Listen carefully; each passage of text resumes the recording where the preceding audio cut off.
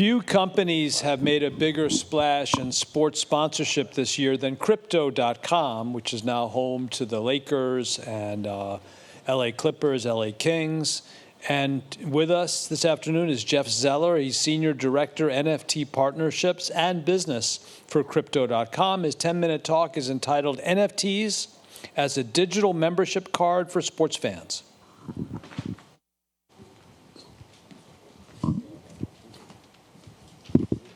Hi, everyone. Good afternoon. First of all, I want to say thank you to the organizers of NFT.NYC and to this crew back here for putting on today.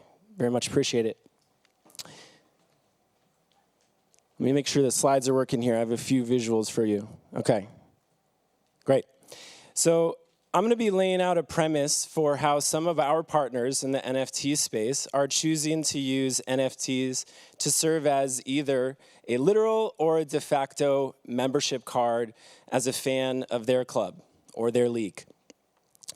By a brief way of background, I spent the first part of my career at Apple in the iTunes group, working on a digital marketplace for music, movies, and TV, and the last couple of years at ESPN in the brand marketing team. So those two things have really come together in the sports industry in the last couple of years. Yes, NFTs are a great revenue opportunity, but there's also so much more that clubs and leagues and even individual athletes can use NFTs for as a way to engage their fans. If you're not familiar with Crypto.com through our app or through our various sponsorships out in the market, what I can tell you is that we've been around since 2016, and we are the fastest growing cryptocurrency exchange in the world. We've announced over 50 million users just earlier this year. As for our NFT platform, we're a little bit newer. We launched in March of last year. And we've had a great year of launching over 300 projects exclusive to our platform. Crypto.com NFT is built on top of the Crypto.org blockchain. And in addition to a world of creators that we work with in art, among other genres, I get to work daily with our sports partners and help them translate their needs into NFTs. A few of the leagues and teams that I get to work with on a daily basis include UFC, Philadelphia 76ers, Angel City Football Club, LA Kings, Paris Saint-Germain, and Formula One.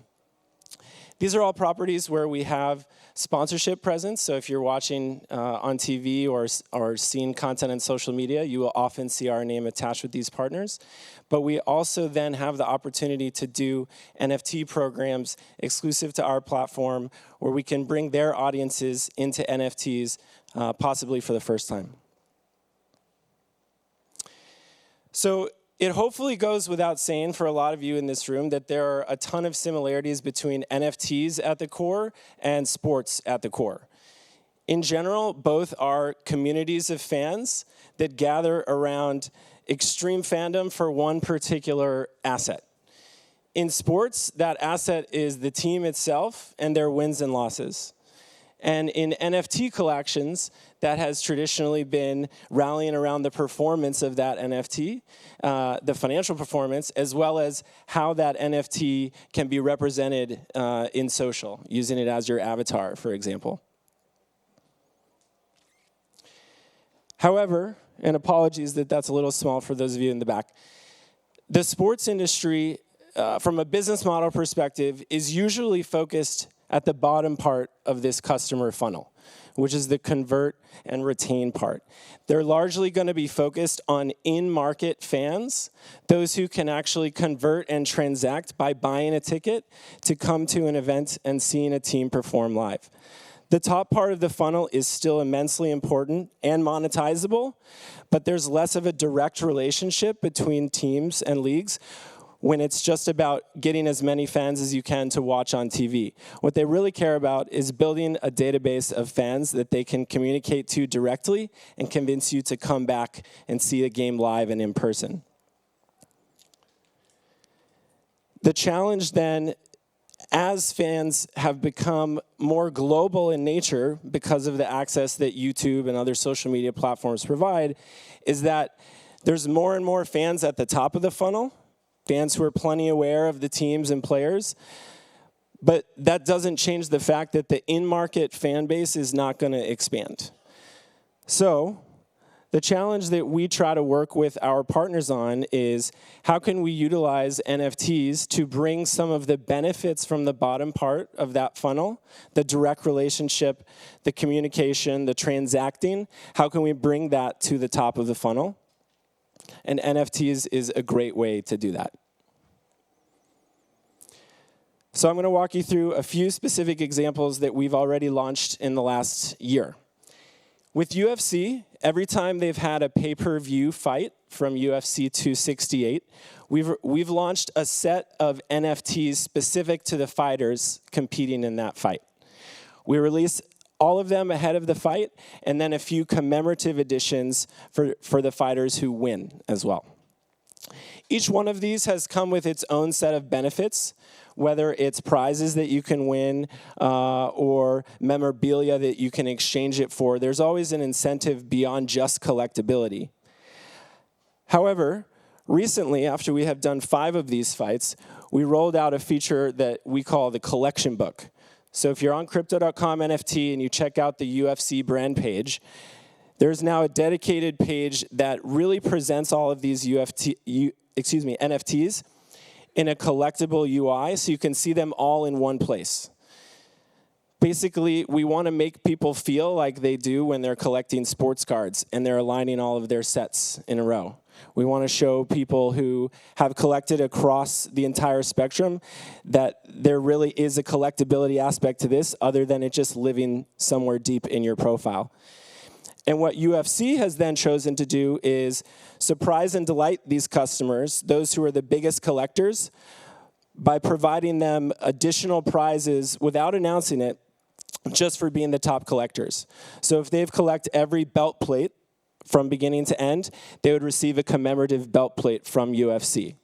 Or if they've collected all of the posters of all of the different fighters, they would receive an autographed poster of a fighter of their choice.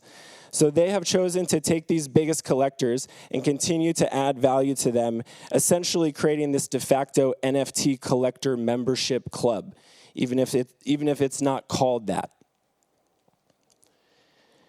With the Philadelphia 76ers, they also have taken a transactional approach to this, where they sold 13 different sets of NFTs throughout their City Edition games this season.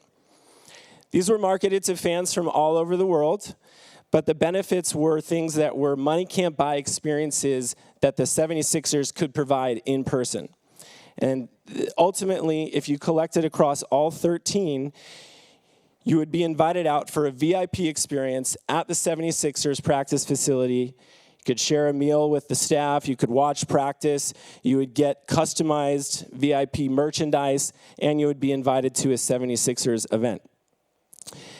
While plenty of in-market fans would be able to take advantage of this, we found that there were collectors from around the world who are collecting across these 13 NFTs.